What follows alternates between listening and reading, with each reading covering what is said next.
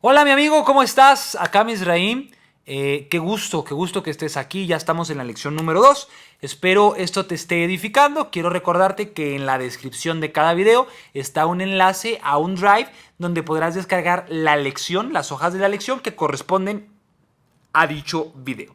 Dicho esto, espero que ya estés con las hojas cercas tuyas porque hay que tomar anotaciones y demás. Pero bueno, hoy, como ya viste el título, hablemos de algo que es muy espinoso dentro de la iglesia y que nos abruma un poco. De entrada quiero decirte que esta lección es de las más sinceras, de las más honestas, a corazón abierto, y es de las que cuando las he dado con gente frente a mí, es de las más liberadoras también. El pecado, la concupiscencia y la tentación. Quiero hacerte dos preguntas, como siempre al inicio de cada lección. Pones pausa, las comentas si es que estás con gente. La primera, bueno, una sola pregunta en este caso. La pregunta es, si sigo pecando, ¿cómo evito hacerlo? ¿Ok? Si sigo pecando, ¿cómo evito hacerlo? Pones pausa, comentas y regresamos. Bien, una vez que ya viste las diferentes opiniones de los que están contigo, quiero decirte que la vida cristiana no es una vida que se llegue a un nivel en el cual una persona no peque. Claro que estamos intentando llegar a esa estatura, ¿no? Y alejarnos de lo que nos contamina. Pero la realidad es que vimos la lección pasada que el pecado no solamente es hacer, sino también podemos pensar, ver, decir, incluso no hacer cosas. Y ir a la iglesia sin pecar, la verdad es que es tan absurdo como ir al doctor sin estar enfermo. ¿Ok? Vamos al doctor porque necesitamos mejorar y por eso vamos a la iglesia. De entrada, en tu hoja, en el contexto, dice, no es el deseo de Dios que tú peques, pero como seres humanos que somos, estamos sujetos a tentación. Uy, ok. Eso significa que todavía luchamos contra el pecado. ¿Qué pasa si pecas? ¿Qué pasa cuando pecamos? La Biblia dice que no es Dios quien nos tienta. Santiago 1:13. Entonces, ¿quiénes son nuestros enemigos? ¿Qué es lo que nos hace caer? Vamos a averiguarlo. ¿Te parece? Pero antes de eso, quiero que leamos el texto base de esta lección. Juan 1, 9 y 10. Si confesamos nuestros pecados, que los tenemos, Él es fiel y justo para perdonar dichos pecados, limpiarnos de toda maldad. Pero si decimos que no hemos pecado, le hacemos a Él mentiroso y su palabra no está en nosotros. ¿Ves? De entrada, acá el apóstol ya está poniendo un marco de convivencia, diciéndote, hey, tranqui, todos hemos pecado, todos hemos fallado. La buena noticia es que tenemos a alguien que es fiel y justo para perdonar nuestros pecados. Entonces, Santiago 1:13 dice que Dios no es quien nos tienta. Entonces, ¿por qué es que somos tan dados a pecar, a fallar? ¿Por qué es que somos tan propensos a equivocarnos en la vida y terminar por fallar? Bueno, vamos a ver, te voy a mostrar con tres textos que probablemente a veces no es el diablo que nos tienta. Santiago 1:13, te lo voy a leer, dice lo siguiente: cuando alguno es tentado, no diga que es tentado de parte de Dios, porque Dios no puede ser tentado por el mal y tampoco tienta a nadie. Ok, Santiago. Pero entonces, ¿quiénes nos están tentando? Vayamos a ver. Primero, Santiago 4:4. ¿Te parece? Santiago 4:4 dice, oh almas adúlteras, ¿no saben que la amistad del mundo es enemistad contra Dios? Cualquiera, pues, que quiera ser amigo del mundo, se constituye enemigo de Dios. Oh almas adúlteras, ¿no saben que la amistad del mundo es enemistad contra Dios? Cualquiera que quiera ser amigo del mundo, se constituye enemigo de Dios. Según este texto, ¿quién es uno de estos tres enemigos que tenemos? Correcto, el mundo. El mundo continuamente nos va aventando tentación. Leamos ahora Gálatas, ¿te parece? Leamos Gálatas 5:16. Digo, anden en el espíritu y no alimenten los deseos de la carne. Según este texto, Pablo escribiendo, ¿quién es nuestro enemigo? Ya vimos, el mundo, y acá, correcto, la carne, nuestra propia carne. Y ahorita lo vamos a ver. Y quiero que leamos también Primera de Pedro 5:8. Primera de Pedro 5:8, y dice lo siguiente: sean sobrios y estén atentos, porque su adversario el diablo anda como león rugiente buscando a quien comerse. Correcto. Primera de Pedro 5:8 nos dice que nuestro enemigo es el diablo. Entonces acá tenemos al menos tres enemigos identificados que son los que nos tientan. Dios no puede tentar a nadie, dice Santiago, pero acá tenemos tres. Primero, el mundo, la carne y el mismísimo Chatán, el adversario. Ahora, aunque el pecado y la tentación siguen estando en nosotros, frente a nosotros, Dios promete estar con nosotros, pues Él es más grande que la tentación, igual que el diablo. O sea, la tentación o el diablo. Dios es más grande que la tentación, Dios es más grande que el diablo, Dios es más grande que el mundo, que la carne, que nuestros enemigos. Primera de Juan 4:4. Dame un segundo, ya te lo leo. Taca, taca, taca, taca, taca. Primera de Juan 4:4.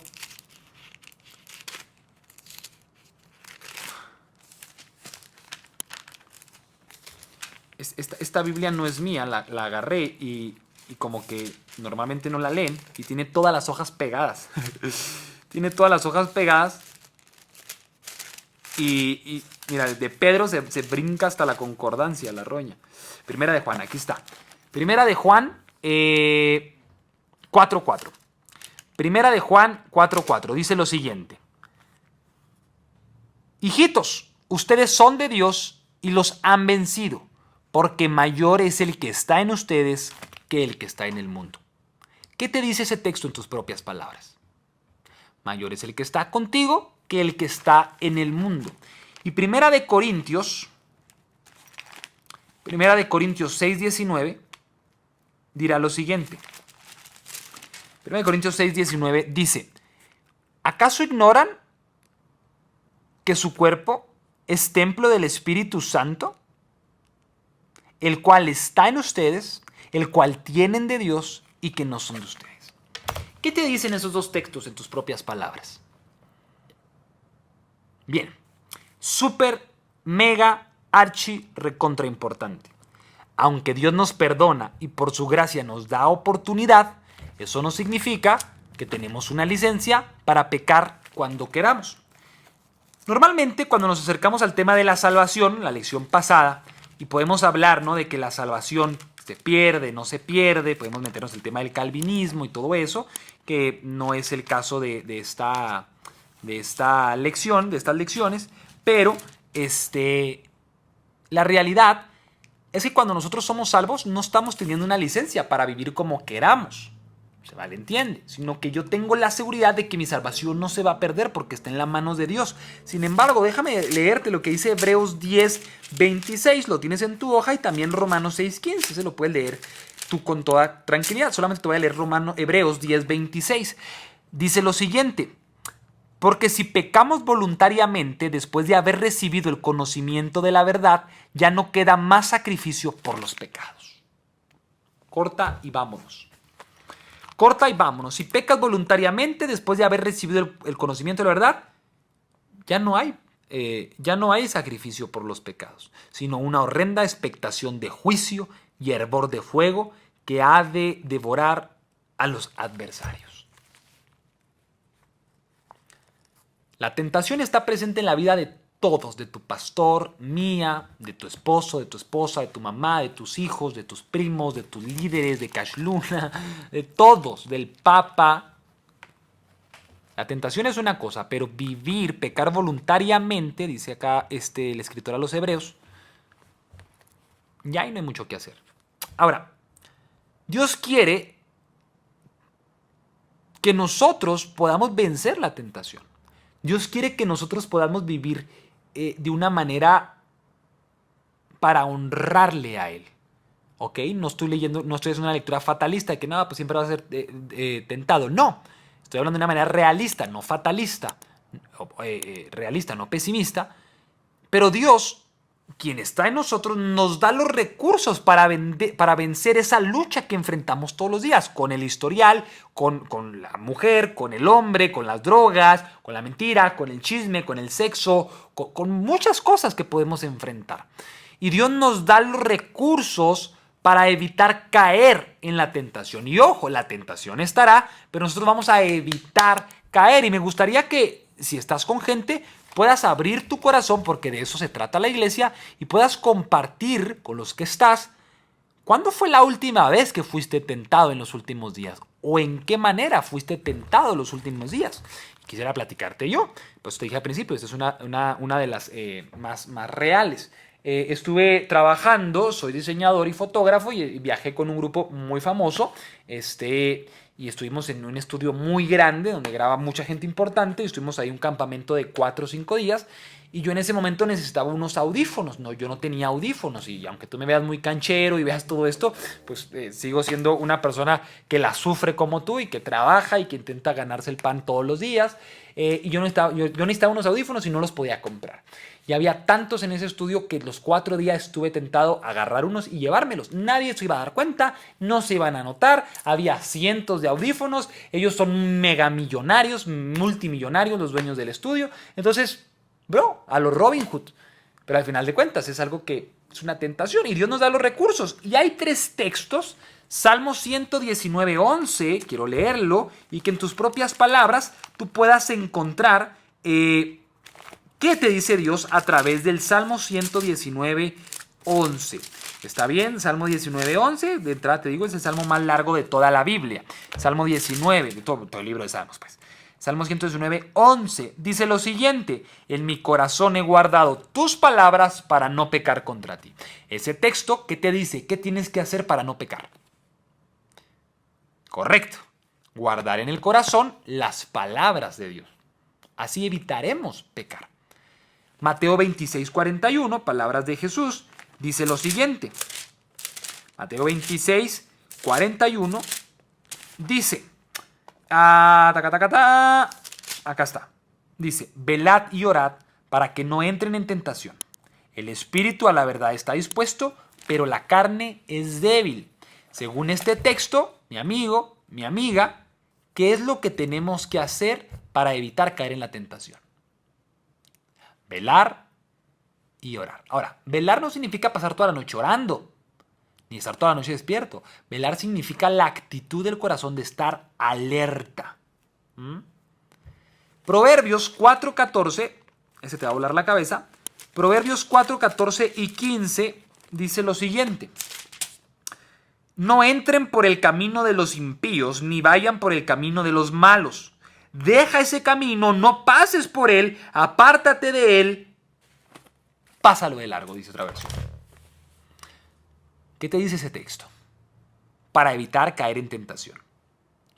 Esto es complicado, porque a veces para evitar caer en el camino de malos es alejarnos de personas que nos gusta su compañía. Pero acá hay 3 textos. 1, guardar los dichos de Dios. 2, velar y orar. Y 3, alejarnos del camino de los malos. Así evitarás caer en tentación. Bro, si tienes problemas con el alcohol, no vayas a lugares donde el alcohol sea el centro de atención. Y aplica para todo. ¿Ok? 1 Corintios 10:13, el apóstol Pablo escribe, no les ha venido ninguna tentación que no sea humana, pero fiel es Dios que no los dejará ser tentados más de lo que puedan resistir, sino que les dará también, juntamente con la tentación, la salida para que puedan soportar. Este texto es bonito mucha gente lo ha descontextualizado diciendo, hey, tranquilo, Dios no te va a dar algo que no puedas llevar. Pero la realidad es que no va por ahí. La realidad es que todos somos tentados, pero eso no significa que tenemos que caer en el pecado que la tentación nos está ofreciendo. Hay 3 verdades en este texto que nos ayudarán a saber. La primera, Dios pone límites a las tentaciones, las podemos resistir. ¿Ok? No es que Dios te ponga ahí enfrente la copa de vino y tú no, Señor, no, Señor, no puedo, sí, no puedo. No se trata de eso. Se trata de que todas las tentaciones, Dios no nos tienta, pero todas las tentaciones tenemos el recurso. Podemos resistirlo porque ya vimos que mayor es el que está con nosotros que el que está en el mundo. Segunda cosa que aprendemos del texto, ante cada tentación, Dios ofrece una salida. De nuevo, Dios no tienta a nadie, pero ante cada tentación, Dios, que es tan fiel y justo, nos pone una alternativa. Y en el caso de José, la alternativa era literalmente salir corriendo del palacio de la esposa de Potifar. A veces la salida es huir. Hay un dicho por ahí, ¿no? Además vale, dicen, ¿cómo es? Vale más que digan que aquí corrió que aquí murió. Bro. Y tercera cosa que nos enseña el texto, es normal sentir tentación, pero es posible vencerla. Y quiero aliviarte un poco la olla de presión si es que estás cargado hoy. Es normal sentir tentación, pero bro, es posible vencerla. Y ahora viene, demos la vuelta a la página o vamos a la segunda hoja, porque viene una pregunta que es incómoda. ¿Por qué es que soy tentado? ¿Por qué es que si ya tengo años en la iglesia, si ya le prometí a Dios 185,000 veces que no voy a hacer lo mismo, termino por hacerlo? ¿Por qué soy tentado? Bueno, vayamos a la Biblia. La Biblia dice, textualmente, sino que cada uno es tentado cuando de su propia concupiscencia es atraído y seducido. Entonces la concupiscencia, después que ha concebido, da a luz el pecado, y el pecado, siendo consumado, da a luz la muerte. Eso está en Santiago 1, 14 y 15, y lo leí en la Nueva Traducción Viviente. ¿Por qué eres tentado? Porque hay algo que la Biblia llama concupiscencia. Vaya palabra dominguera, ¿no? Pero bueno, esta palabra, que es un poco complicada, quizá nunca la habías escuchado, quizás sí, quiero explicarla hoy para entender el por qué es que somos tentados. La concupiscencia se refiere a la propensión o inclinación natural que tenemos todos los seres humanos de hacer el mal. Es algo como que nos nace naturalmente hacer el mal. Son esos deseos pecaminosos que brotan del alma humana para disfrutar o adquirir algo que satisfaga el deseo de la carne. También es ese intenso deseo de buscar placer. La gente, tengo un amigo que me dice, no necesitas ser malo para hacer algo malo. Y la concupiscencia, podemos entender el por qué la gente de pronto hace algo malo, ¿no? Hay cosas que de pronto dice, ¿cómo fue posible que hice eso o que esa persona hizo eso? Bueno, la concupiscencia es la propensión natural de hacer lo malo, de mentir, de robar, de ser infiel, de esto, de lo otro. Es esa propensión natural. Y esa concupiscencia, dice Santiago, que es lo que nos tienta. A veces no es el diablo, a veces somos nosotros mismos. Si tienes problema con ciertas cosas, probablemente eso sea la concupiscencia propia que te está seduciendo, que te está atrayendo. Y la concupiscencia, dice Santiago 1:14, después de que ha concebido, da a luz el pecado, y el pecado da a luz la muerte. ¿Ok? Y esto es importante, y abajo hay 3 renglones, dice, entendámoslo así. Yo quisiera que tú escribieras en esos 3 renglones de una manera personal y propia para poder entender el proceso de concupiscencia. ¿Cuál sería el proceso de una concupiscencia? Te voy a poner un ejemplo. Yo estoy en la escuela, mi deseo natural es el de no ir a la escuela.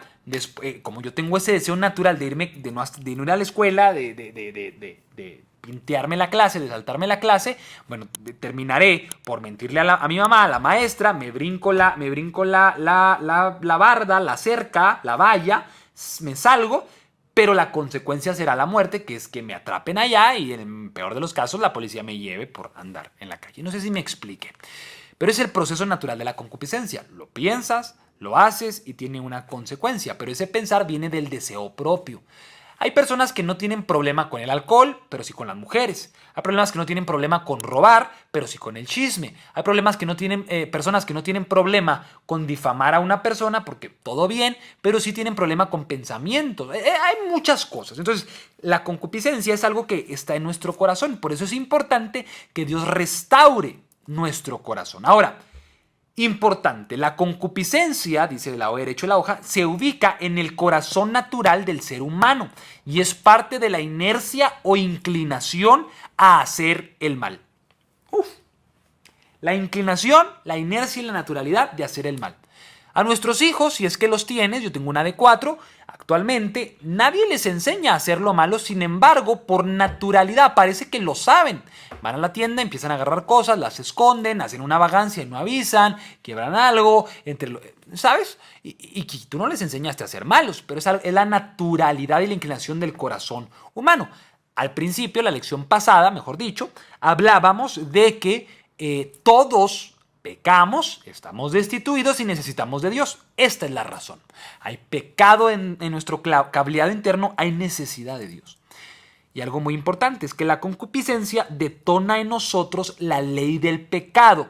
Y Romanos dice que la ley del pecado es la muerte.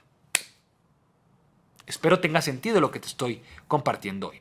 Santiago 1, 12 y 13, te lo voy a leer, lo tienes en la hoja, Nueva Traducción Viviente, dice lo siguiente: Dios bendice a los que soportan con paciencia las pruebas y las tentaciones, porque después de superarlas recibirán la corona de vida que Dios ha prometido a quienes lo aman. Cuando sean tentados, acuérdense de no decir Dios me está tentando, porque Dios nunca es tentado a hacer el mal y jamás tienta a nadie. Entonces, ¿cuál es el antídoto? ¿Qué puedo y tengo que hacer para no caer recurrentemente en esa tentación? Aquí te va, el antídoto lo tienes en tu hoja.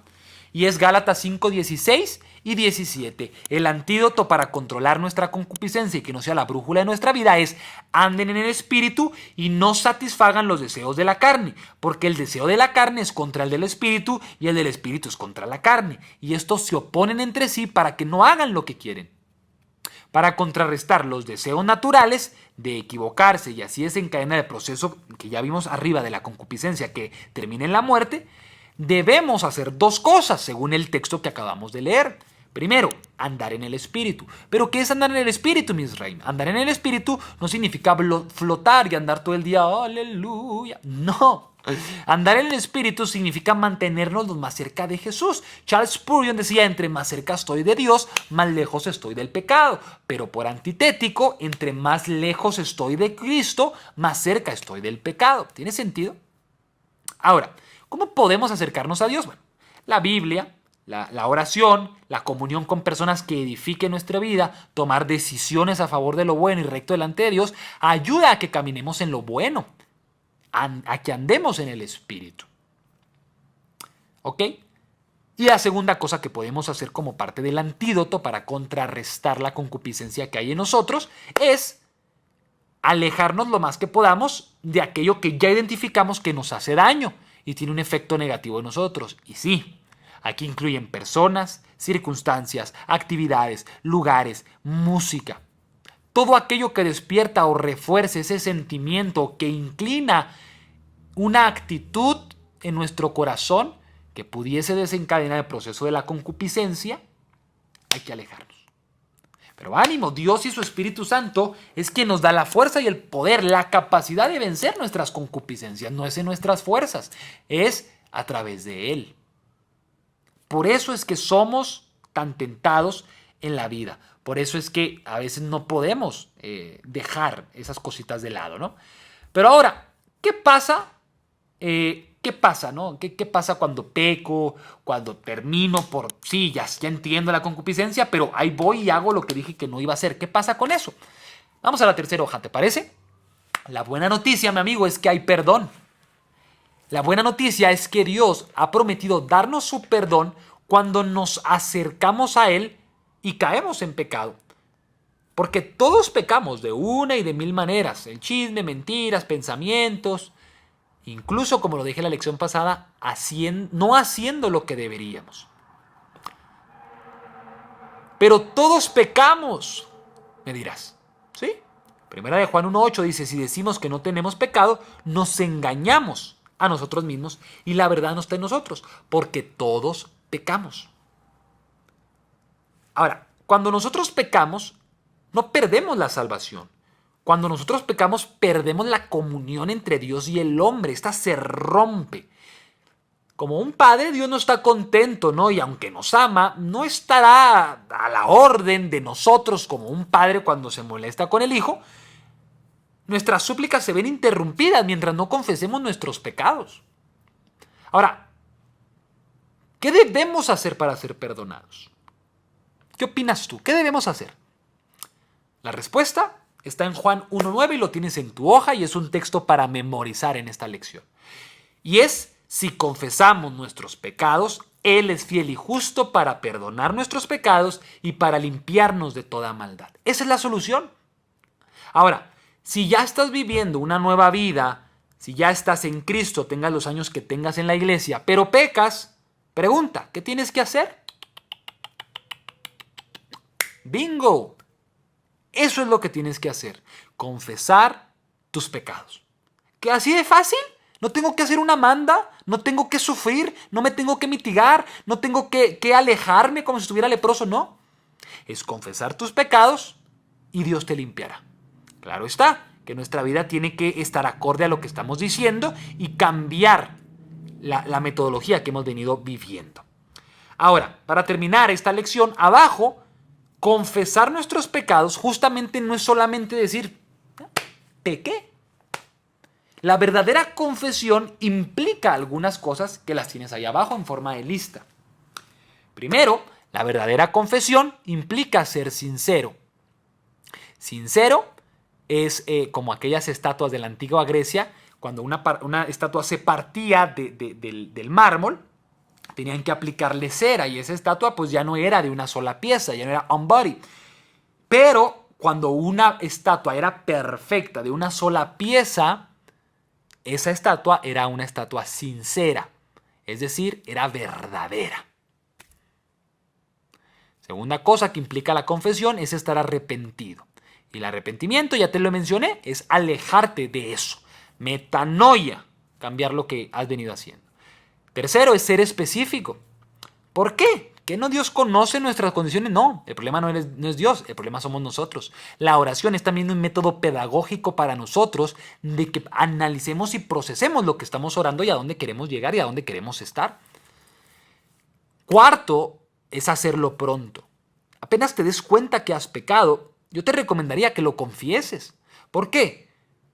Porque conforme vaya pasando el tiempo puedes caer en ese momentum de decir, no estuvo tan mal, irte acostumbrando e ir haciendo un callo para esas cosas.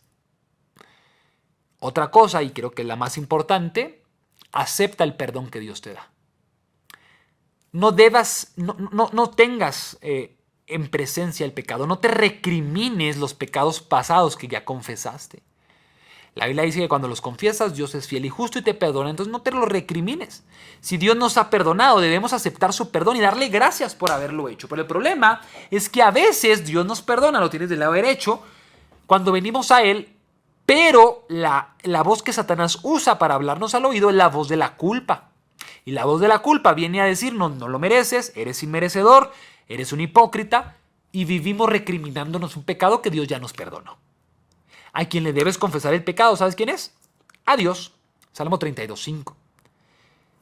Pero una realidad, mi amigo, es que hay pecados que a veces ofendemos a otras personas, nuestras parejas, nuestras familias, y tenemos que tener la humildad de ir a acercarnos y pedirles perdón a ellos. A Dios le interesa tanto esto que Él dice, si tienes algo contra tu hermano, no me traigas tu ofrenda, déjala ahí en el altar, arregla tu condición, después vienes y me traes la ofrenda. Si pecamos, Dios es fiel y justo para perdonar nuestros pecados. Mi amigo, pues nada, hasta aquí la lección número 2 de este taller, Fundamentos de la Fe. Yo espero que te esté siendo de bendición, de ayuda. Y esta semana lee, si tienes tiempo, Juan del 15 al 21, un capítulo por día, estúdialo, piénsalo, anota algo, subráyalo, para seguir hablando y tengas presente todo esto. Pues sin nada, Nos vemos en el próximo video, la lección número 3, donde hablaremos de la voluntad. Acá Misraim Piñón, que Dios te bendiga. Soli Deo Gloria. Hasta pronto.